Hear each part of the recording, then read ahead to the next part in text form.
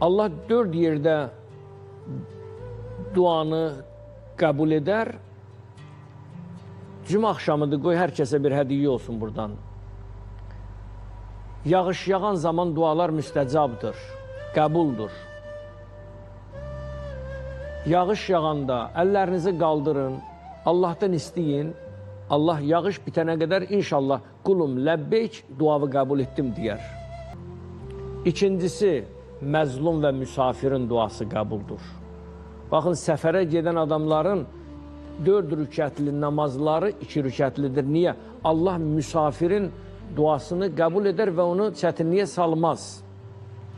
Üçüncüsü, valideynin övlad üçün etdiyi dua. Valideynin etdiyi dua Peyğəmbərin ümmətinə etdiyi dua kimidir. Və ən nəhayət dördüncüsü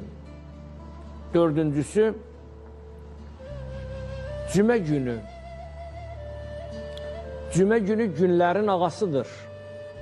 Amma Ramazan isə bütün ayların sultanıdır. Sabah cümədir və sabah öncədən cümənizi Allah mübarək etsin deyirəm.